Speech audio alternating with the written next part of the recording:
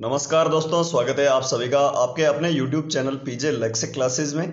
दोस्तों, इस वीडियो में बात करेंगे ईएसआईसी पेपर 2016 जो 19 मार्च 2016 का पेपर हुआ था, उसका पूरा सॉल्यूशन इस वीडियो में देखेंगे। तो आप वीडियो के साथ अंत तक बने रहिएगा, जिससे कि आपको पता चल सके कि जो ईएसआईसी अभी वैकेंसी आ चुकी है अलवर और पटना की, उसका पेपर कैसा आएगा, उसके लेवल का आपको पता चल जाएगा। बहुत ही शानदार वैकेंसी आई हुई है ईएसआईसी की। बहुत सारे दोस्तों ने जो है हमको पर्सनली कुछ लोगों ने मैसेज किया, कुछ कमेंट कर रहे थे कि आप सर पूरे पेपर हल करवाइए। तो साथियों, अब जो है पूरे पेपर आपको इस चैनल के माध्यम से हल करवाए जाएंगे। साथ ही साथ पुराना एक पेपर जो है हमने 19 तारीख का ही फर्स्ट शिफ्ट का पेपर हमने पहले ही सॉल्व करवा रखा है, उसकी जो है वीडियो आप जाके देख सकते हैं। ये सेकंड शिफ्ट का पेपर है, इसमें पूरा पेपर अपन देखेंगे। साथ ही साथ यदि आप चैनल पर नए हो तो ऑल इंडिया की किसी भी वैकेंसी की न्यूज़ सबसे पहले पढ़ने के लिए आप चैनल को सब्सक्राइब करें। हम जो है हमारे चैनल के माध्यम से ऑल इंडिया की कोई भी वैकेंसी आती है तो उसकी न्यूज़ सबसे पहले आप सब लोगों तक पहुंचाते हैं। चलिए शुरू करेंगे अपन पेपर को। साथियों, बहुत सारे लोगों ने कहा कि हिंदी में करवाइए, बहुत सारे लोगों ने इंग्लिश का कहा, तो हम जो है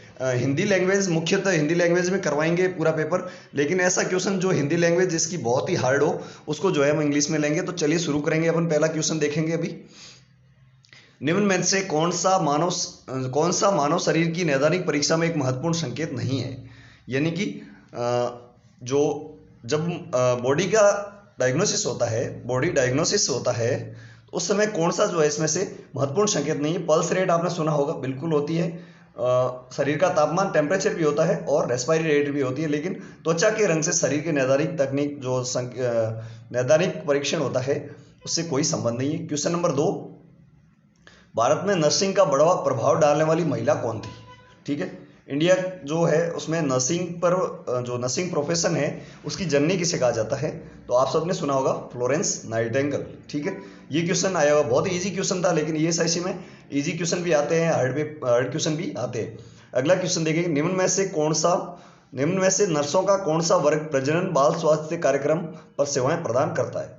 तो ऑप्शन ए औद्योगिक नर्स, ऑप्शन बी शिक्षक नर्स। औद्योगिक नर्स जो होती है वो इंडस्ट्रियल एरिया से संबंधित होती है। शिक्षक नर्स जो होती है वो एक एजुकेटर का काम करती है। सामुदायिक स्वास्थ्य नर्स और नर्सिंग के निदेशक, तो निदेशक जो है कोऑर्डिनेशन करते हैं। लेकिन सामुदायिक जो कम्युनिटी हेल्थ नर्स होती है, सीएचएन होती है, वो आपने अभी सीएचओ का एग्जाम वगैरह दिया होगा, तो इसमें जो नर्स लगी होती है सीएचएन, वो जो है प्रजनन एवं बाल स्वास्थ्य कार्यक्रम के लिए महत्वपूर्ण सेवाएं प्रदान करती है। अगला क्वेश्चन, पहली राज्य स्तरीय नर्सिंग परिषद कहां पर स्थापित की गई? बहुत ही इंपॉर्टेंट क्वेश्चन है ये। क्वेश्चन जो है जो आने वाली वैकेंसी है उसमें रिपीट हो सकता है। इसमें से मैं कह सकता हूं आपको 50% से ज्यादा क्वेश्चन जो है वो रिपीट होंगे। तो पहली राज्य स्तरीय नर्सिंग परिषद कहां पर स्थापित की गई? ऑप्शन है Delhi, option B Tamil Nadu, option C Kerala, option D Mizoram. तो सही आंसर है तमिलनाडु। ठीक है, तमिलनाडु में पहली नर्सिंग परिषद स्थापित की गई।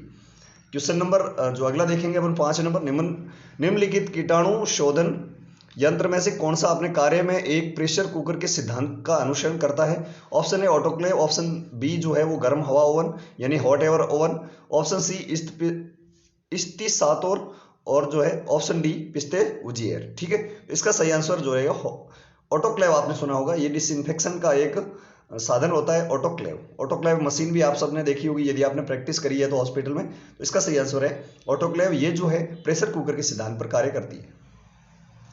अगला क्वेश्चन है, अस्पतालों में अपूर्णता विधि किस लिए इस्तेमाल की जाती है? यानी कि इसका जो है asepsis is method used in hospital for, तो किसके लिए जो है एस्पेसिस मेथड होता है? जो असेप्सिस, आपने सुना होगा असेप्सिस, तो असेप्सिस मेथड है वो किसके लिए यूज होता है? इसका सही आंसर है इन्फेक्शन कंट्रोल एंड स्टेरिलाइजेशन, यानी इन्फेक्शन को कंट्रोल करना और स्टेरिलाइजेशन करना। स्टेरिलाइजेशन मतलब जीवाणु मुक्त करना है। ठीक है, अगला क्वेश्चन जो है, अस्पताल के कचरे का निपटारा किस विधि द्वारा होता है? अस्पताल का जो भी वेस्ट होता है, वेस्ट, ठीक है, हॉस्पिटल में जो वेस्ट होता है उसका अंतिम निस्तारण किस विधि से होता है? तो इसका सही आंसर है भस्मीकरण या फिर इसको जलाना। ठीक है, जलाना या बर्न। ठीक है, बर्न करना अंतिम इसका निष्पादन होता है। अगला क्वेश्चन, निम्न में से कौन सा चिकित्सकीय केस हिस्ट्री का एक आवश्यक घटक नहीं है? यानी कि जब आता है कोई पेशेंट तो इसमें essential component of medical case history, medical case history का मुख्य कंपोनेंट कौन सा नहीं है? रोगी की आदतें बिल्कुल है, रोगी के शौक, विगत इतिहास और ड्रग इतिहास, यानी इसमें रोगी की आदतें तो बिल्कुल शामिल करेंगे।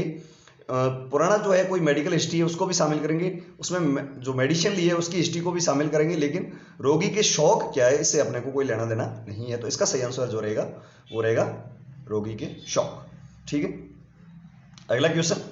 साथियों वीडियो के साथ अंत तक बने रहिएगा, इसमें से बहुत सारे क्वेश्चन आपके रिपीट होंगे। मैं पूरे के पूरे क्वेश्चन आज तक ईएसआईसी में जितने भी पेपर आए हैं उनको हल करवाऊंगा। साथ ही साथ यदि आप अपने दोस्तों के पास शेयर करते हैं तो और भी अच्छी बात है, ताकि उनको भी पता चल सके। साथ ही साथ चैनल को सब्सक्राइब भी करें, ऑल इंडिया की किसी भी वैकेंसी की न्यूज़ आपको सबसे पहले दी जाएगी। अगला क्वेश्चन, अस्पतालों में फैले हुए खून के निम्न समाधानों में से कौन सा उपयोग सबसे जो है साफ किया, कौन से उपयोग करके साफ किया जाता है? तो किसका उपयोग करके, यदि ब्लड के छींटे पड़े हैं हॉस्पिटल में, ब्लड पड़ा है तो उसको साफ कैसे करेंगे? तो इसका सही आंसर है सोडियम हाइपोक्लोराइड। ठीक है, सोडियम हाइपोक्लोराइड के उपयोग से। अगला क्वेश्चन, शल्य वार्ड यानी कि जो सर्जिकल वार्ड होता है, शल्य वार्ड का आमतौर पर किसका उपयोग करके जो है धूमीकरण या फ्यूमिगेशन किया जाता है? आप सबने सुना होगा ओटी, ऑपरेशन थिएटर। ठीक है, शल्य वार्ड एक सर्जिकल वार्ड है। ठीक है, उसका सर्जिकल जो वार्ड होते हैं उसका डिसइंफेक्शन के लिए हमेशा जो है फ्यूमिगेशन किया जाता है। तो फ्यूमिगेशन जो है क्यों किया जाता है? ताकि उसको डिसइंफेक्टेड किया जा सके। तो इसके लिए उपयोग किया जाता है फॉर्मेल्डिहाइड। किसका? फॉर्मेल्डिहाइड। ठीक है, ये भी इंपॉर्टेंट क्वेश्चन है। तो फ्यूमिगेशन में कौन सा जो है पदार्थ यूज किया जाता है? फॉर्मेल्डिहाइड।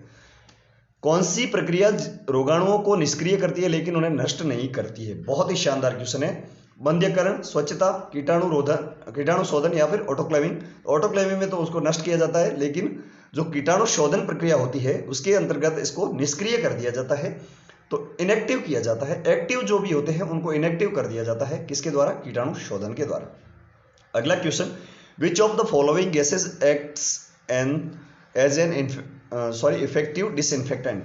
यानी ऐसी कौन सी गैस है जो प्रभावी कीटाणुनाशक के रूप में काम करती है? तो सही आंसर है, आप सबने देखा होगा, क्लोरीन। क्लोरीन जो होता है ये जो डिसइंफेक्शन का काम करता है। वाटर में भी इसको मिलाया जाता है ताकि वहाँ के जो कीटाणु है वो भी मर सके। तो जो पानी कभी कभी आपको पता है स्मेल आती है इसमें, अजीब सी स्मेल, तो वो क्लोरीन के कारण होती है। अगला क्वेश्चन, निम्न में से कौन सी गैस चिकित्सा उपकरणों को कीटाणु शोधन करने में प्रयोग किया जाती है? यानी कि ऐसी कौन सी गैस है जिसके द्वारा डिसइंफेक्शन किया जाता है? तो वो गैस जो है वो है एथिलीन। कौन सी? एथिलीन ऑक्साइड गैस होती है, एथिलीन ऑक्साइड। ठीक है, चलिए अगले क्वेश्चन की ओर बढ़ेंगे। कोरामाइन। ठीक है, कोरामाइन में कमी के कारण शेष क्लोरीन में कमी को किस रूप में जाना जाता है? ठीक है, यानी कि कोरामाइन में जब कमी हो जाती है तो शेष में क्लोरीन में भी कमी हो जाती है, उसको किस रूप में जाना जाता है? इसका सही आंसर है क्लोरामिनेशन। ठीक है, क्या है? क्लोरामिनेशन। ठीक है, तो क्लोरामिनेशन, इस टर्म को आप याद रखेंगे, बहुत ही अच्छा टर्म है। चलिए अगला क्वेश्चन है, निम्न में से कौन सा अस्पतालों में एक कीटाणुनाशक के रूप में इस्तेमाल नहीं किया जा सकता? यानी कि डिसइंफेक्टेंट के रूप में यूज नहीं किया जाता। सोडियम हाइपोक्लोराइड अपन ने अभी पढ़ा था, बिल्कुल किया जाता है। ईडीटीए किया जाता है। 100% एल्कोहल या फिर फॉर्मेल्डिहाइड अपने पढ़ा किया था। ईडीटीए करते हैं, सोडियम हाइपोक्लोराइड करते हैं, लेकिन 100% एल्कोहल का उपयोग नहीं कर सकते हैं। ठीक है, अगला क्वेश्चन, स्टेरेक्टोमी क्या है? स्टेरेक्टोमी, ठीक है, बहुत ही शानदार क्वेश्चन है। ये क्वेश्चन भी रिपीट हो सकता है। स्टेरेक्टोमी जो होती है वो होती है गर्भाशय को सर्जरी द्वारा हटा देना, यानी कि by surgery removal of the uterus. ठीक है, यूट्रस रिमूवल होता है, यूटेरस रिमूवल को हिस्टेरेक्टोमी कहते हैं। ठीक है, अगला क्वेश्चन देखेंगे अपन, राष्ट्रीय पर्यावरण अभियांत्रिकी अनुसंधान संस्थान एन जो है नीरी कहां पर स्थित है? ठीक है, तो राष्ट्रीय पर्यावरण अभियांत्रिकी अनुसंधान संस्थान जो है वो है नागपुर में स्थित है। ठीक है, सॉरी नागौर बोल दिया, नागपुर में स्थित है। अगला क्वेश्चन, नलगोंडा तकनीक किसकी विधि है? नलगोंडा तकनीक। ठीक है, तो नलगोंडा तकनीक जो है वो पानी की डिस्फ्लोरिडेशन के लिए की जाती है। पानी का डिस्फ्लोरिडेशन, जब फ्लोरीन की मात्रा बढ़ जाती है, ठीक है, पानी में फ्लोरीन की मात्रा बढ़ जाती है तो उसको कम करने के लिए किसका यूज किया जाता है? नलगोंडा तकनीक। ठीक है, फ्लोरीन की जो मात्रा जब ज्यादा हो जाती है तो उसमें आदमी की जो है हड्डियां भी कमजोर होने लगती है, इसलिए उसमें कुबड़ापन आता है। और राजस्थान में कुबड़ पट्टी कहाँ पाई जाती है? आप कमेंट बॉक्स में बताइएगा। अगला क्वेश्चन, इनमें से कौन सा पेट का कीड़ा नहीं है जो पीने के पानी में असुरक्षित जो है बना देता है? तो इसका सही आंसर है पृथ्वी कीड़ा। ठीक है, अगला क्वेश्चन देखेंगे अपन, भारत सरकार ने किस वर्ष राष्ट्रीय जल आपूर्ति एवं स्वच्छता कार्यक्रम का शुभारंभ किया? बहुत ही शानदार क्वेश्चन है। भारत सरकार ने किस वर्ष राष्ट्रीय जल आपूर्ति एवं स्वच्छता कार्यक्रम का स्टार्ट किया था? 1954। राष्ट्रीय जल आपूर्ति एवं स्वच्छता कार्यक्रम 1954। चलिए अगला क्वेश्चन, बहुत ही शानदार क्वेश्चन है साथियों, वीडियो के साथ अंत तक जरूर बने रहिएगा, आपका नॉलेज इंक्रीज होगा। साथ ही साथ इसमें से आपको बहुत सारे क्वेश्चन जो है वो ईएसआईसी की वैकेंसी जो आई हुई है उसके एग्जाम में मिल जाएगी।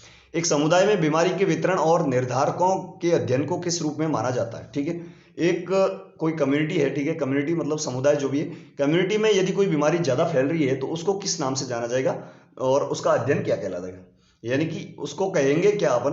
तो सबसे पहले उसको कहते हैं महामारी। ठीक है, महामारी का अध्ययन जो होता है उसको कहते हैं एपिडेमियोलॉजी। तो इसका सही आंसर है कम्युनिटी में फैली जाने वाली बीमारी के अध्ययन को कहते हैं एपिडेमियोलॉजी। अगला क्वेश्चन है, एक बीमारी जो लगातार मौजूद है और व्यापक रूप से एक समुदाय में फैली हुई उसे क्या कहते हैं? तो अभी मैंने बताया था महामारी, महामारी को क्या कहते हैं? और एपिडेमिक, एपिडेमिक जिसका इलाज जो है बहुत मुश्किल होता है, एपिडेमिक महामारी। एपिडेमिक किसको घोषित किया? हाल ही में किसको एपिडेमिक घोषित किया गया है? कोरोना महामारी को, कोरोना। ठीक है, कोरोना पहले थी बीमारी, उसके बाद बन गई महामारी। ठीक है, चलिए ऐसी रोचक जानकारी मैं इस वीडियो में आपको दूंगा, तो साथियों वीडियो के साथ अंत तक बने रहिएगा। यदि आप चैनल पर नए हो तो चैनल को जरूर सब्सक्राइब करके आगे बढ़े, वीडियो को भी लाइक कर दें। अगला question, the disease which is restricted to a particular region area is known an, यानी कि ऐसी डिजीज जो एक पर्टिकुलर एरिया या फिर एक पर्टिकुलर क्षेत्र में जो है रेस्ट्रिक्टेड रहती है ना, सीमित रहती है, उसको कहते हैं एंडेमिक। लेकिन जो पेंडेमिक होता है उसको क्या, पेंडेमिक कौन सी बीमारी होती है? पेंडेमिक बीमारी। ठीक है, तो इसका कमेंट बॉक्स में आप जरूर उत्तर दें, पेंडेमिक क्या होता है। ठीक है, चलिए अगला क्वेश्चन, एक रोग जो एक विशेष क्षेत्र में, ये हो गया एंडेमिक। अगला क्वेश्चन जो है, निम्न में से कौन सी महामारी की बीमारी है, यानी कि ऐसी कौन सी बीमारी है जो पेंडेमिक है, महामारी है? तो इसका सही आंसर है हैजा। हैजा जो था वो एक टाइम पे एक महामारी का रूप था। अगला क्वेश्चन, निम्न में से कौन सा महामारी का एक उदाहरण है? तो ये अभी एक और जो है इसमें सही आंसर है स्वाइन फ्लू है। स्वाइन फ्लू भी एक महामारी का उदाहरण था। अगला question, swine flu is called by, यानी स्वाइन फ्लू किस वायरस के कारण होता है? आप सबको पता है स्वाइन फ्लू जो होता है, फ्लू वो वायरस के द्वारा होता है, लेकिन उस वायरस का अपने को नाम बताना है। तो H1N1, कौन सा? H1N1। ये क्वेश्चन बहुत सारे एग्जाम्स में बहुत बार पूछा गया। ठीक है, H1N1 याद रखना है। अगला है, घेंगा या गोइटर किसका उदाहरण है? घेंगा या गोइटर, तो ये अपन ने अभी पढ़ा था कि ये एक निश्चित क्षेत्र में फैलता है, कहां पर? गले में होता है। इसमें आयोडीन की कमी के कारण होता है। ठीक है, आप सबने पढ़ा होगा आयोडीन की कमी के कारण होता है। तो आयोडीन की कमी के कारण, लेकिन एक ही क्षेत्र में होता है, कहां पर? गले में। तो एक ही क्षेत्र में होने वाली बीमारी को कहते हैं एंडेमिक रोग। ठीक है, और जो विस्तृत होता है उसको पेंडेमिक कहते हैं। भारत सरकार ने किस साल राष्ट्रीय स्वास्थ्य ग्रामीण मिशन, राष्ट्रीय स्वास्थ्य मिशन यानी एनएचएम के थ्रू ही आपकी सीएचओ की वैकेंसी हुई थी। तो एनएचएम नेशनल हेल्थ मिशन की स्टार्ट कब किया गया? तो 2005 में, 2005 में एनएचएम को स्टार्ट किया गया था। ये भी इंपॉर्टेंट क्वेश्चन है साथियों, वीडियो के साथ अंत तक बने रहिएगा, मैं आपको बहुत ही रोचक जानकारी इस वीडियो के माध्यम से दूंगा। अगला क्वेश्चन जो है, हेल्पिंग नर्स या सहायक नर्स प्रस्ताविका कहाँ काम करती है? ठीक है, तो सहायक नर्स जो होती है वो ग्राम स्तर का काम करती है, ग्राम स्तर पर विलेज में काम करती है। ठीक है, ये कम्युनिटी में काम करती है, विलेज में काम करती है। अगला क्वेश्चन, मान्यता प्राप्त सामाजिक स्वास्थ्य नर्स यानी आशा जो होती है उसको मान्यता प्राप्त सामाजिक स्वास्थ्य नर्स कहते हैं हिंदी में, को स्वास्थ्य देखभाल के विभिन्न पहलुओं पर किस द्वारा निर्देशित और प्रशिक्षित किया जाता है? यानी जो आशा होती है उसको कौन जो है प्रशिक्षित करता है? तो auxiliary nurse midwife, auxiliary nurse midwife. ठीक है, सहायक नर्स मिडवाइफ। यहाँ पर नीचे आप देख सकते हैं सहायक नर्स मध्य पत्नी मिडवाइफ। तो प्योर हिंदी जो है उसका मैं इंग्लिश में बताऊंगा आपको साथियों। अगला क्वेश्चन है, वर्ष 2015 में भारत सरकार ने मिशन इंद्रधनुष किसके लिए शुरू किया था? तो मिशन इंद्रधनुष बहुत ही इंपॉर्टेंट क्वेश्चन है, मिशन इंद्रधनुष। ठीक है, मिशन इंद्रधनुष जो है वो कब शुरू हुआ? सबसे पहले आपको याद रखना है 2015, ऐसा क्वेश्चन भी आ सकता है 2015 में। ये जो है राष्ट्रीय टीकाकरण कार्यक्रम जो है, नेशनल जो वैक्सीनेशन प्रोग्राम है उसके लिए, राष्ट्रीय टीकाकरण प्रोग्राम के लिए मिशन इंद्रधनुष कार्यक्रम शुरू किया गया था। अगला क्वेश्चन, मानव शरीर की कौन सी कोशिका में सबसे पहले HIV जो है वो लक्षित होता है? Which cell of the human body are first target by HIV। HIV सबसे पहले किस पे अटैक करता है? एड्स होता है ना, वो सबसे पहले किसको अटैक करता है? तो T1 सेल होती है, T सेल होती है, T सेल को HIV सबसे पहले टारगेट करता है। चलिए अगला क्वेश्चन देखेंगे अपन। संचरण की वह विधि कौन सी है जिसमें रोगी के HIV से संक्रमित होने के उच्चतम मौके होते हैं?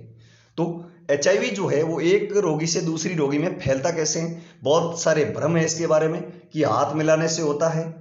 साथियों बता देता हूँ दोबारा, बहुत सारे भ्रम है। हाथ मिलाने से यानी हैंडशेक से, हाथ मिलाने से HIV नहीं होता साथियों, ठीक है, नंबर 1 बात। नंबर 2, साथ खाना खाने से भी नहीं होता HIV।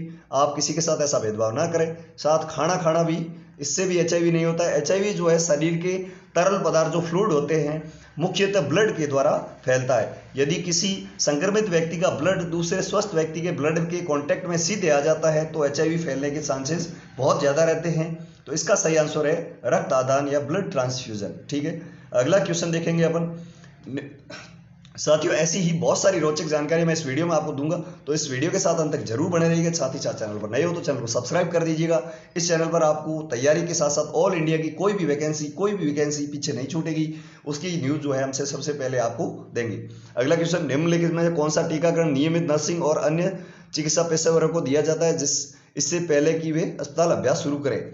ऐसा कौन सा टीका है जो अस्पताल अभ्यास शुरू करने से, हॉस्पिटल प्रैक्टिस से पहले शुरू किया जाता है? इसका सही आंसर है हेपेटाइटिस बी।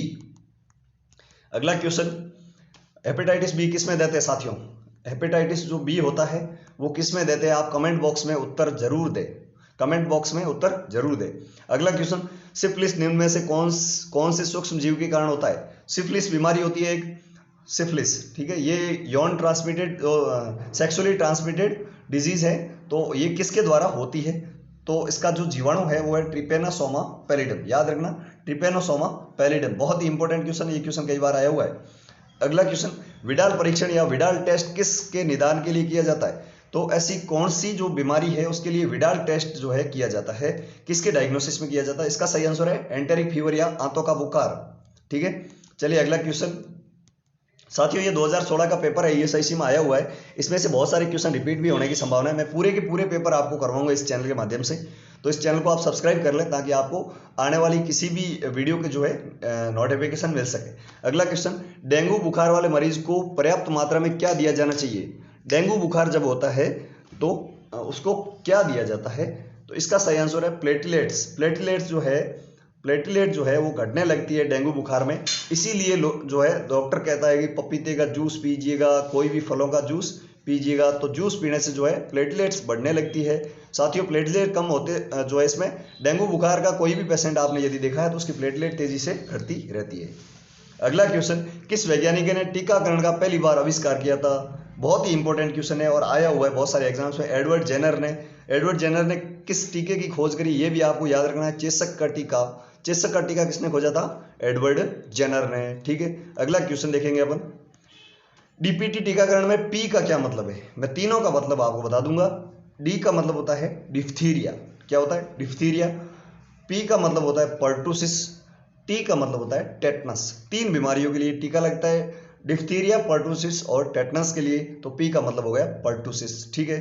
अगला क्वेश्चन, BCG टीकाकरण किसके लिए किया जाता है? BCG वैक्सीन जो होती है वो किसके लिए लगाई जाती है? बहुत ही इंपॉर्टेंट क्वेश्चन, पिछले पेपर में भी आया था। मैंने कहा था ना पेपर में क्वेश्चन रिपीट होते हैं। पिछला पेपर मैंने करवाया था 2016 के फर्स्ट शिफ्ट का 19 तारीख का, यदि आप वो पेपर देखेंगे तो उसमें भी ये क्वेश्चन था, BCG का टीका जो है किसके लिए लगाया जाता है? तो ये जो है क्षय रोग या TB के लिए लगाया जाता है। किसके लिए? ट्यूबरकुलोसिस या TB, ठीक है। चलिए अगला क्वेश्चन देखते हैं अपन।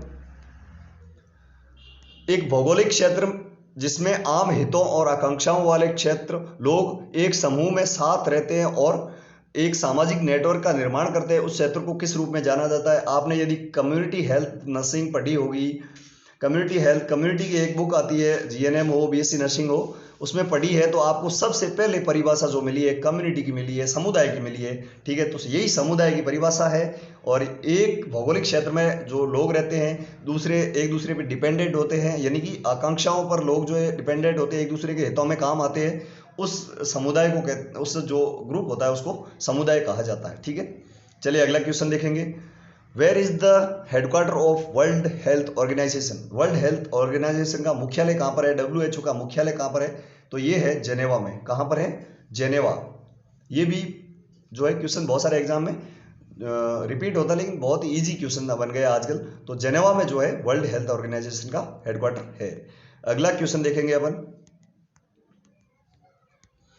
निम्न में से क्या महामारी विज्ञान के त्रिक का एक घटक है? महामारी विज्ञान का जो एक त्रिक होता है, ट्राई सर्किल होता है, उसका एक घटक कौन सा है? एजेंट बिल्कुल नहीं, होस्ट नहीं, पर्यावरण नहीं, सॉरी होता कौन सा नहीं है? एजेंट होता है। एजेंट क्या होता है? जिसके कारण रोग फैलता है। होस्ट क्या होता है? जो एजेंट से रोग वाहक को ले जाता है। और पर्यावरण क्या होता है? एनवायरमेंट, जिसमें अपन रहते हैं। तो यानी कि एजेंट, होस्ट और एनवायरमेंट तीन घटक तो होते हैं साथियों। एजेंट होता है सबसे पहले, एजेंट, उसके बाद जो है होस्ट, उसके बाद एनवायरनमेंट, लेकिन ये जो रोग होता है ये नहीं होता। ठीक है, तो इसका घटक कौन सा नहीं है? रोग नहीं है, डिजीज नहीं है। अगला question, the first case which is the studied in an epidemiology study is known as, यानी ये क्वेश्चन आपको साथियों बता दूं, CHO का अभी जो पेपर हुआ था, CHO राजस्थान का, उसमें आया था कि पहला केस जो होता है एपिडेमियोलॉजी में, उसको क्या कहते हैं? बहुत सारे लोग जो करके आए थे प्राइमरी केस, लेकिन इसका सही आंसर जो था वो था इंडेक्स केस। तो एपिडेमियोलॉजी में जो पहला केस निदान किया जाता है, डायग्नोस किया जाता है, उसको इंडेक्स केस कहते हैं साथियों। ठीक है, अगला क्वेश्चन, निम्न में से कौन सा प्राथमिक स्वास्थ्य देखभाल नर्स का कर्तव्य नहीं है? यानी कि जो प्राइमरी हेल्थ केयर नर्स होती है उसका कौन सा कार्य नहीं है? बीमारियों के रोकथाम, स्वास्थ्य को बढ़ावा देना, उपशमन और पुनर्वास, जानवरों पर क्लिनिक परीक्षण का आयोजन करना, ये जानवरों से उसका कोई लेना देना नहीं है, ये सारे करने होते हैं। रोकथाम करती है, उसको जो है स्वास्थ्य को जो है दोबारा मतलब इम्प्रूव करती है, और रिहेबिलिटेशन का काम भी करती है। चलिए अगला क्वेश्चन,